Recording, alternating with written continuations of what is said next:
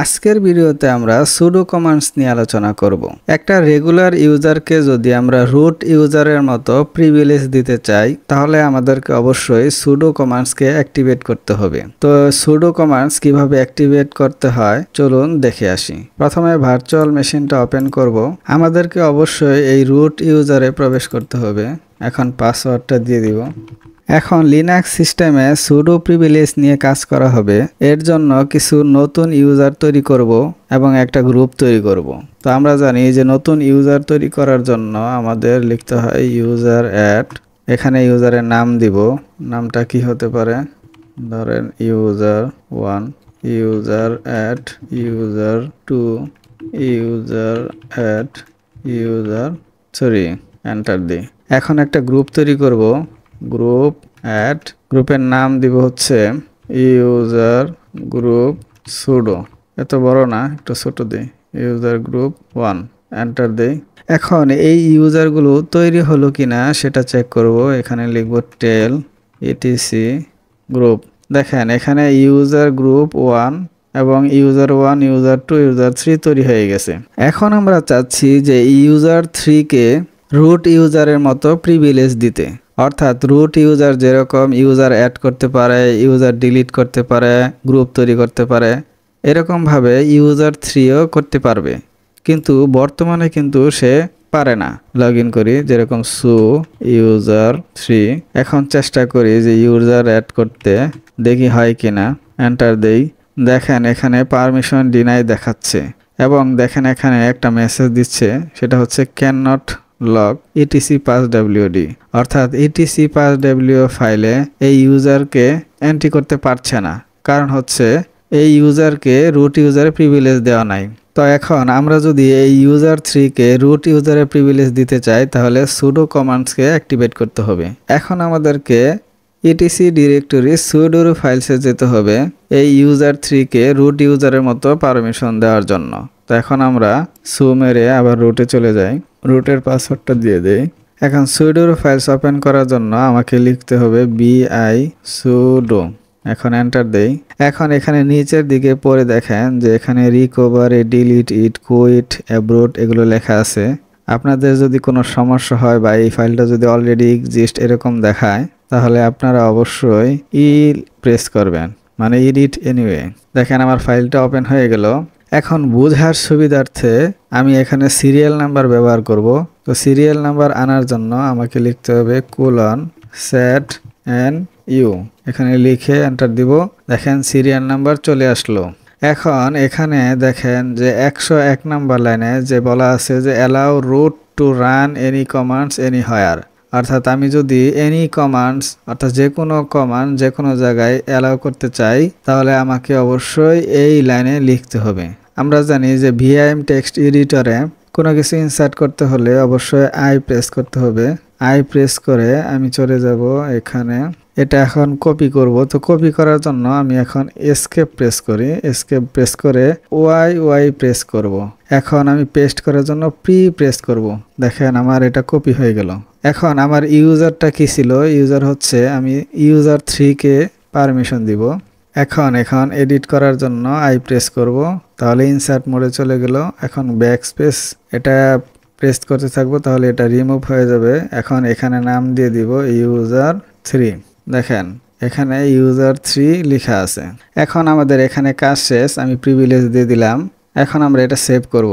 তো সেভ করার জন্য আমাদেরকে অবশ্যই কমান্ড মোডে যেতে হবে। আমরা জানি এসকেপ বাটন প্রেস করে কমান্ড মোডে যেতে হয়। এরপরে হচ্ছে W কি এটা লিখে সেভ করে বের হয়ে আসব। এখন এন্টার দিব। দেখেন আমার সেভ হয়ে গেল।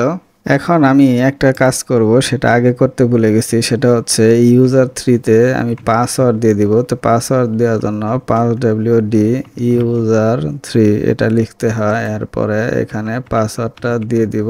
রেড হার্ট 2 বার দিয়ে দিলাম। এখন পাসওয়ার্ডটা হয়ে গেল। এখন আমরা সু মেরে ইউজার 3 তে যাব। সু ইউজার 3 এন্টার দেই। এখন আমরা নতুন ইউজার তৈরি করার চেষ্টা করব। তবে এখানে আমাদের খেয়াল করতে হবে, আমরা যখন রুট ইউজারের জন্য শুধু ইউজার অ্যাড লিখেছি, এখন কিন্তু আমাদেরকে অবশ্যই সুডো এই কথাটা লিখতে হবে। এই কথাটা লেখার পরে ইউজার অ্যাড লিখব। এখন যে কোনো একটা ইউজারের নাম দিয়ে দিব। তার নাম কি দিতে পারি, এটা দিয়ে দিলাম, কোনো সমস্যা নেই। এখন এই ইউজার 3 এর পাসওয়ার্ড চাচ্ছে, পাসওয়ার্ডটা দিয়ে দিলাম। দেখেন এখন এই টি ইউজার তৈরি হইলো কিনা সেটা কিভাবে চেক করব। আপনারা জানেন যে আইডি টি এটা লিখে এন্টার দিলেই দেখেন আমার ইউজার তৈরি হয়ে গেছে। এর মানে হচ্ছে এই সুডো এই কমান্ডসটা কিন্তু অ্যাক্টিভ হয়ে গেছে। তো আমরা এই কমান্ডসের মাধ্যমে এখন ইউজার রিমুভ, ইউজার ডিলিট সব কিছুই করতে পারবো। রুট ইউজার যে কাজগুলো করতে পারতো। তবে এইভাবে করে আমরা যদি একটা ইউজার ধরে ধরে সুডো অ্যাক্টিভেট করতে চাই তাহলে আমাদেরকে অবশ্যই অনেক হ্যাসেল পোহাতে হবে। এর জন্য আমরা গ্রুপে এই সুডো প্রিভিলেজটা দিয়ে দিব, যাতে গ্রুপের যে কোনো ইউজার এই রুট প্রিভিলেজটা পেয়ে যায়। তো এটা কিভাবে করে, এখন আমরা আবার রুটে চলে যাব, সু মেরে রুটে যাব, রুটের পাসওয়ার্ডটা দিয়ে দেই। এখন আমার গ্রুপের নামটা কি ছিল এটা একটু দেখে নেই, টেল ইটিসি গ্রুপ। এখানে আমার গ্রুপটা ছিল হচ্ছে ইউজার গ্রুপ 1। তাহলে প্রথমে আমি ইউজার গ্রুপ 1 এখানে আমি ইউজার অ্যাড করি। তো আমরা জানি যে এক্সিস্টিং ইউজার কিভাবে অ্যাড করতে হয়, আগের ক্লাসগুলোতে আমি বলছি। এটা হচ্ছে ইউজার মড ক্যাপিটাল জি, এখানে গ্রুপের নাম দিব কি ইউজার গ্রুপ 1। এখন ইউজারের নাম দিয়ে দিব ইউজার 1 এন্টার। আরেকটা অ্যাড করব ইউজার মোড জি, গ্রুপের নাম হচ্ছে ইউজার গ্রুপ 1, এখানে ইউজার 2, এখন এন্টার। এখন এখানে অ্যাড হয়েছে কিনা এটার জন্য আবার এই কমান্ডটা দিলাম tel/etc/group। দেখেন আমার এখানে ইউজার গ্রুপ 1, এখানে ইউজার 1 আর ইউজার 2 অ্যাড হয়ে গেছে। এখন গ্রুপে যদি আমরা সুডো প্রিভিলেজ দিতে চাই তাহলে আমার আবার bi sudo এই ফাইলে যেতে হবে, bi sudo এই ফাইলে গেলাম, যাওয়ার পরে এখানে প্রেস করব, এডিট এনিওয়ে। এখন বোঝার সুবিধার্থে আবার আমি সিরিয়াল নাম্বার নিয়ে আসবো, সেট, এখানে সেট এনিউ, এখানে সিরিয়াল নাম্বার চলে আসলো। দেখেন এখানে 109 নম্বরে একটা জিনিস বলা আছে, সেটা হচ্ছে allow people to group wheel to run all commands. অর্থাৎ এখানে হুইল হচ্ছে গ্রুপের নাম আর অল দিয়ে বোঝাচ্ছে সকল ধরনের কমান্ড সে অ্যালাউ করবে। এখানে আমি আমার ইউজার গ্রুপ 1 এই গ্রুপটাকে অ্যালাউ করে দিব। তো আমি এখন এই লাইনটা কপি করে ওয়াই প্রেস করলাম, এখন পি প্রেস করব, তাহলে এখানে কপি হয়ে গেল। এখন আমাদের কাজ হচ্ছে ওই গ্রুপটার নাম দিয়ে দেওয়া। এখন আমি আই প্রেস করব ইনসার্ট করার জন্য, আর ব্যাকস্পেস প্রেস করে আমি এটা রিমুভ করে দেই। রিমুভ করার পরে এখন নাম দিয়ে দেব গ্রুপের ইউজার গ্রুপ 1। এখানে আমার কাজ শেষ, এখন সেভ করব। সেভ করার জন্য কমান্ড মোডে যাব, এসকেপ বাটন প্রেস করে এখন :WQ এটা লিখে এন্টার দেব। এখন একটু স্ক্রিনটা ক্লিয়ার করে দেই। তো এখন আমরা চেক করব যে আমার গ্রুপটা আবার ইটিসি গ্রুপ। এখন আমরা এই দুইটা ইউজার দিয়ে চেক করব যে দুইটা ইউজারই সব ধরনের রুটের কাজ করতে পারে কিনা। তো এটার জন্য এখন আমরা তার আগে একটা কাজ করব, সেটা হচ্ছে ইউজার 1 আর ইউজার 2 তেও আমি পাসওয়ার্ড দিয়ে নিব, passwd ইউজার 1, এখানে পাসওয়ার্ড দিয়ে রেডহাট, আবার রেডহাট। এখন আবার ইউজার 2 তে পাসওয়ার্ড দিয়ে দেই passwd ইউজার 2, এখানে আবার প্রেস করব রেডহাট। আপনারা কিন্তু এই কাজটা আগেই করে নেবেন, তাহলে আপনাদের সুবিধা হবে।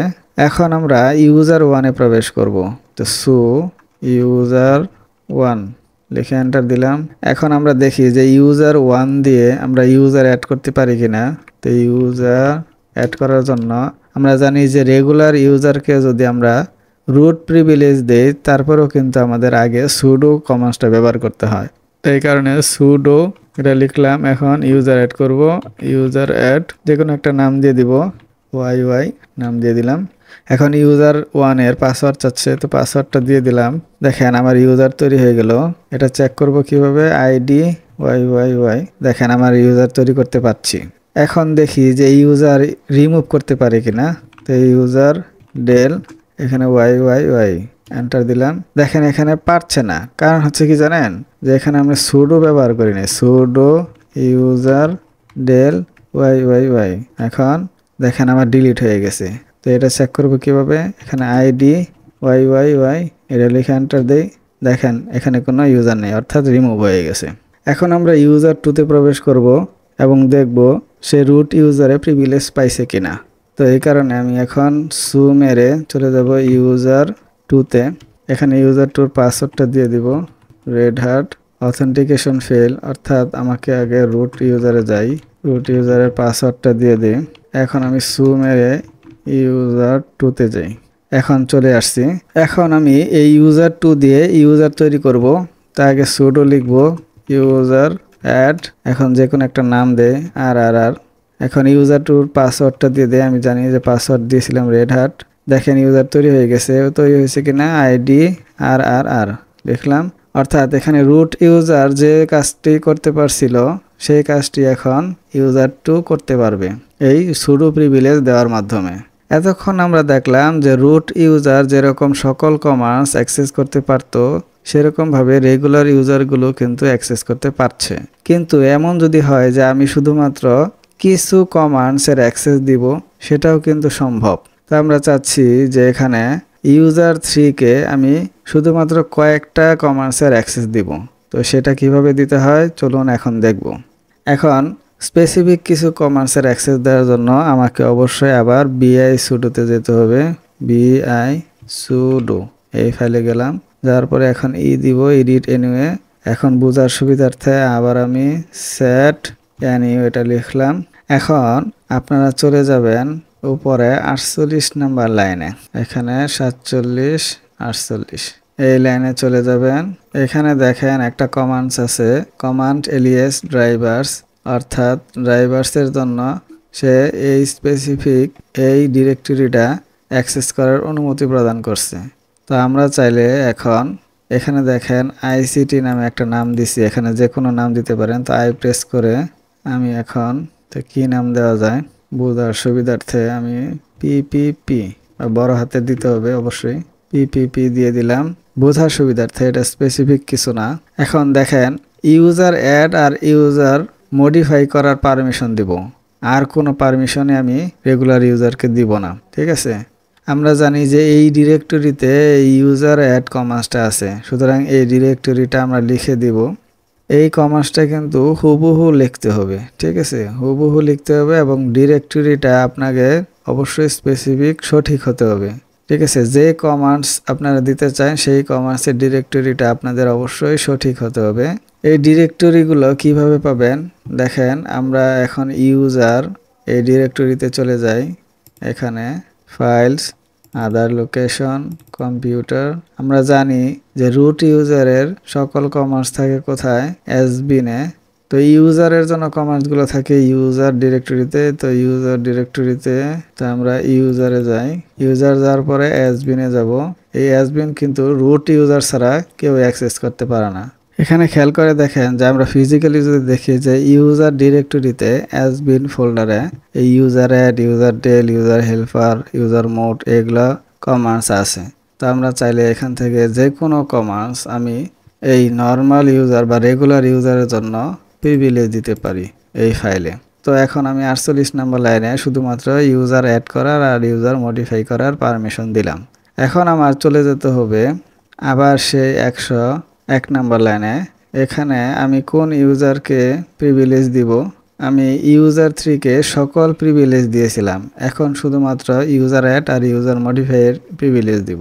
এখন এই ইউজার 3-কে ঠিক রেখে এখানে অলের জায়গায় শুধুমাত্র ওই 48 নম্বরে যে পিপিপি দিয়েছিলাম, পিপিপি ও ক্যাপিটাল হাতের দিয়েছিলাম, ক্যাপিটাল হাতের দিতে হবে, এই পিপিপি দিলাম।